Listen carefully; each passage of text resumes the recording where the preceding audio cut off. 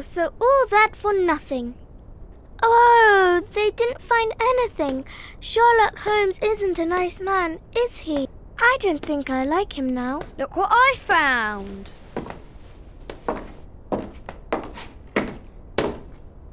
Don't do that. We don't like him, but you shouldn't hit him like that. Give that back. It's only a doll. This is Sherlock Holmes's attic. All this must have belonged to him. I want to know what happens next. Keep reading. 3 trails and 2 dead ends. The poor nephew is dead, but Baines has the bishop's murderers. The only one left is the rat killer. Have you questioned him? No. May I ask when you're going to do it? When I have found him. What? You're not trying to tell me that he's escaped again?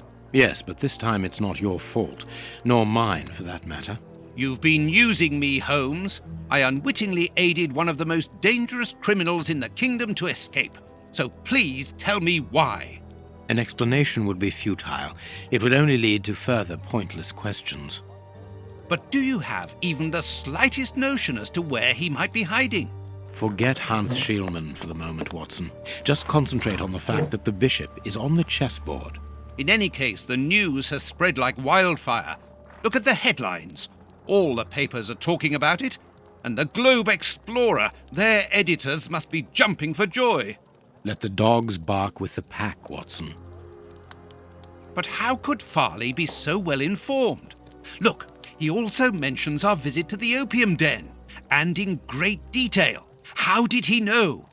Let me see. Contrary to what you might think, Watson, I do not consider that all of our trails have led to dead ends. We're simply missing a common denominator, something that links them together. And our journalist's mystery informer might just be that missing link. Should we attempt to uncover his identity? It is essential that we do so. Let us examine the map. We must talk to Mr. Farley.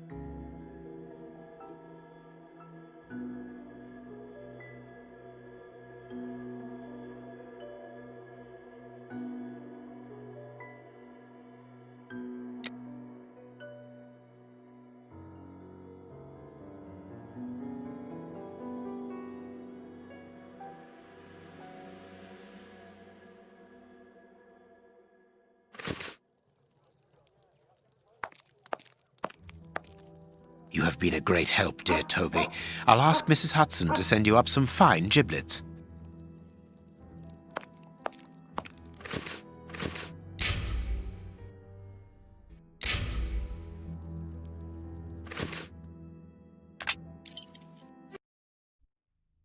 Here we are at Farley's office. One cannot say that ethics play a very large role in his life. Look at the headlines pinned to the walls, like trophies of bad taste. Perhaps we will finally begin to understand the reasons for his persistence in tarnishing your reputation. Perhaps.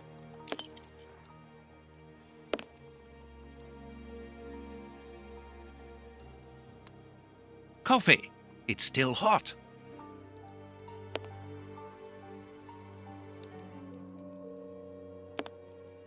Cigarettes. An ordinary, inexpensive brand. A press card. Osmond Farley. It's his overcoat.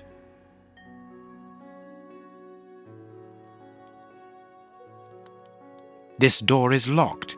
Is Farley afraid of being interrupted suddenly? I must go out for a while, Miss Jean. I won't be long. Ask my appointments to wait, and send this message as a matter of urgency. Mr. Osmond Farley, I presume. Messrs. Holmes and Watson. What a surprise. What is there so surprising about being visited by the targets of your slander? I never slander. I inform. You will have to accept the consequences of these articles, Mr. Farley. Those words sound like a threat, Mr. Holmes. I never threaten. I merely warn. You don't frighten me, Mr. Holmes. I know all of your little secrets. And soon all of London will find out what really hides behind the facade of the impeccable detective. Thanks to my work, the whole world will discover the true Sherlock Holmes. Gentlemen, I don't wish you a good day. What a bore! Even to the point of refusing to shake our hands. Which means that we can avoid having to wash them. Did you notice the crumbs on his jacket? He had just finished eating and his hands will be covered in grease, the same as his mouth. Slovenly habits. That's quite disgusting, Holmes. Do not be deceived, Watson. The workmanship in those tailor-made clothes indicate that he is a man who takes pride in his appearance. If Farley has left without brushing off his jacket or washing his hands, then it is because he spotted our approach and wished to avoid us at all costs. But why? We will find out by searching his office. The secretary will stop you. Please reassure me, Holmes, you don't intend upon knocking her out? Only if we exhaust every other viable alternative. The secretary is occupied in sending a telegram via their electric telegraph. Farley asked that she should do so before he left. We must find a way of interrupting the transmission, which will oblige her to go to the telegraph office in Kensington. It will take her some time to get there, and if we add on the time it takes to send the telegram and then return here, we should have ample time to search the office without being disturbed. I suppose it's unnecessary to point out the illegality of this search? I'm afraid so. This hanger has a large iron hook.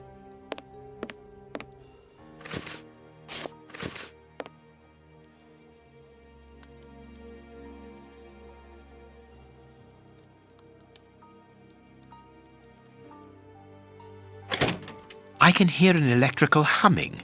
The secretary is using the electricity supplied by this switch. Let us see if I can cause a short circuit.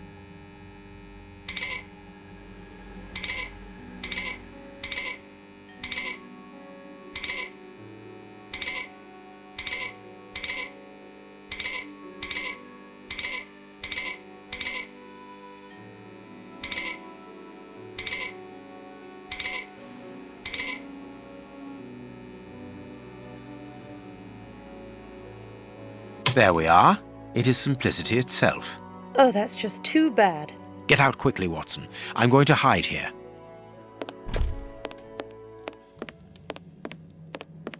The way is clear. Let's go, Watson.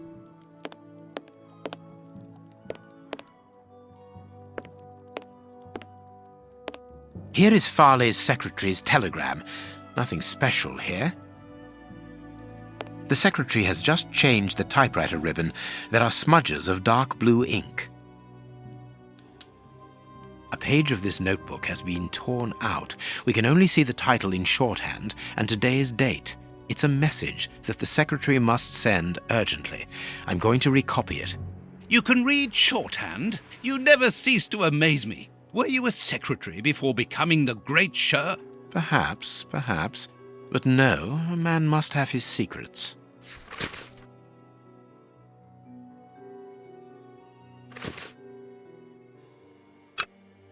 I can make out the marks, but I need something to bring them to light.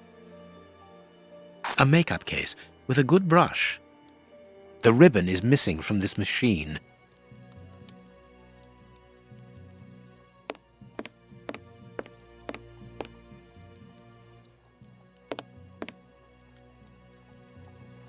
This armchair is out of place. This ashtray is worth examining. This ash comes from an ordinary, well-known brand of cigarettes. It is still warm. The cigar end is still hot.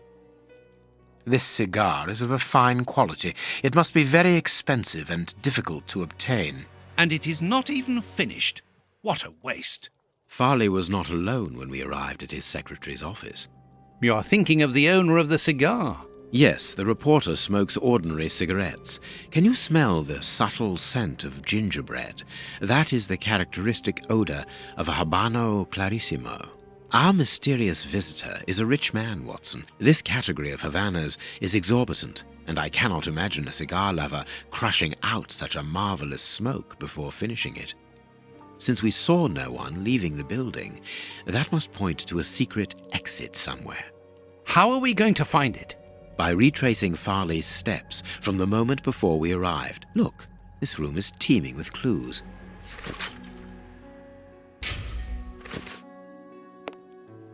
Someone closed the curtain as though he wanted to maintain his privacy.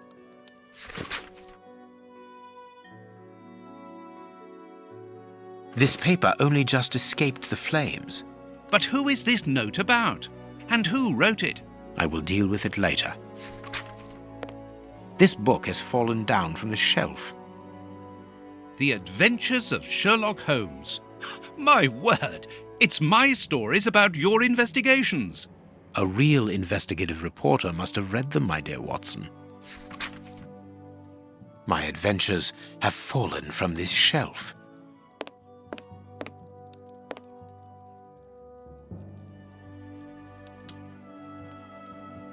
A bunch of keys, a telephone, a technological marvel. A number was written next to it quite recently. A fine, educated hand. Holmes, this number seems very familiar. Yes, but let us dial it to be sure. Miss, get me 1313, please. It is Scotland Yard, of course. I'm beginning to understand. Lucky you.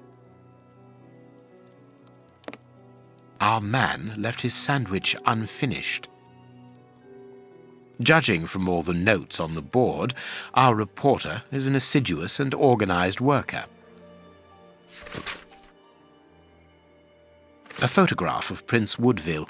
Farley is evidently also interested in this affair.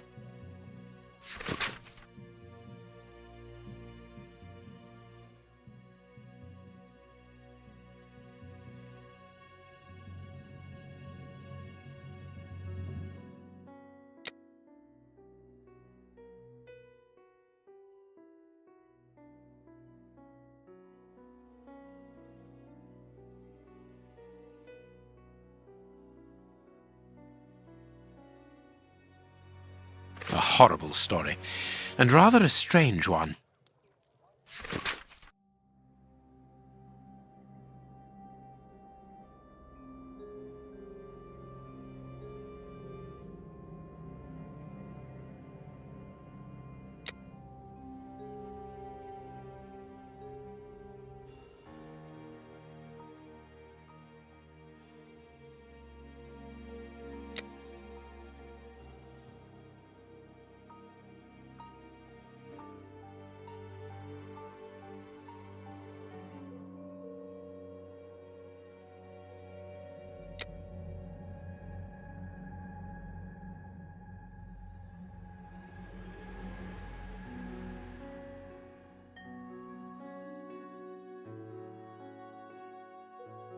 Here's what is strange: an attack of collective insanity.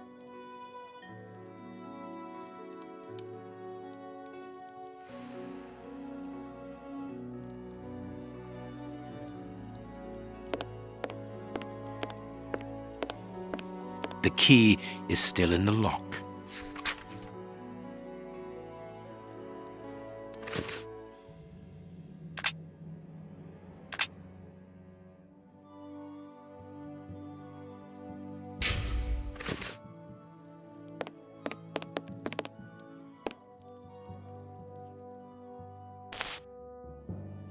I understand what you want to do. It's an old trick.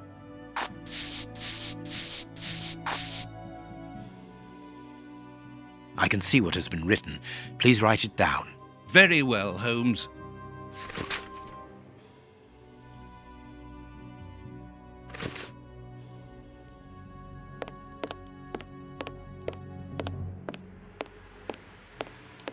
I wonder which drawer the secretary was interested in.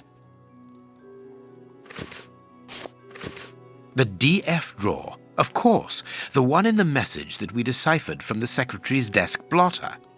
There are a lot of cards. How to find the right one? These blue stains come from an old typewriter ribbon. This card has been removed recently.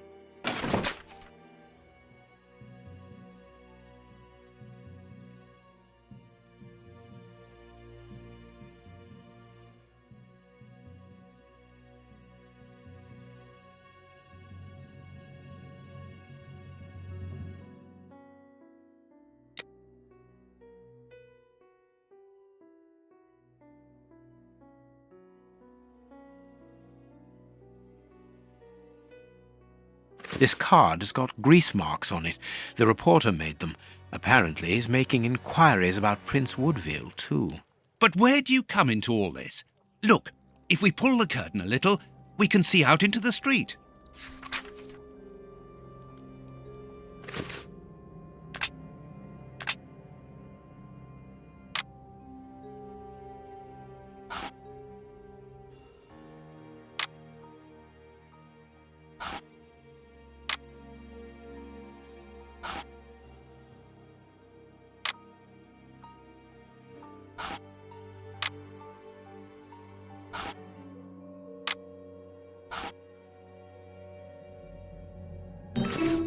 Farley consulted a card while he ate, which was given to him by his secretary just before she changed the ribbon on her typewriter.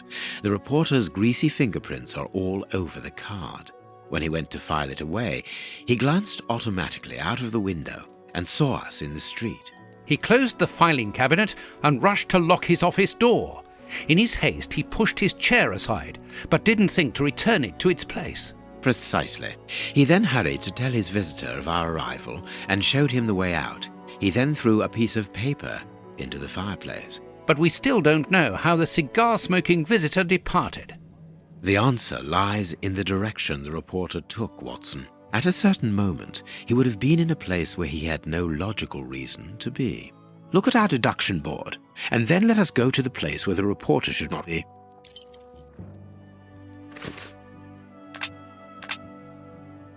Perfect. Yes, Watson. In his haste, Farley dropped this book, taking it from the shelf. Let's search this place. There's a control box built into the filing cabinet. This box must open the secret door. We don't know the combination, Holmes. The answer is perhaps within the question, my dear fellow.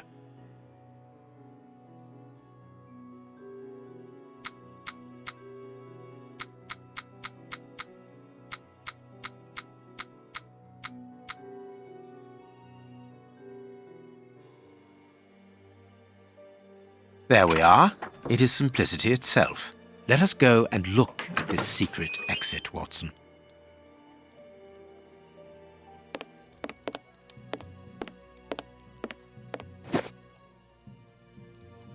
Chance has smiled upon us, Watson. This hat was almost certainly abandoned by our mysterious visitor. Imagine the scene. In his hurry, the cigar man drops his top hat. The door closes. The hat is caught beneath it. Fearing above all that he should be discovered, he does not attempt to retrieve it, instead preferring to flee. Who would take such action to avoid meeting us? I cannot tell as yet, but it is certain that he carries the advantage of knowing us. We must discover his identity in order to redress the balance, and this hat will help us. Let us return to Baker Street.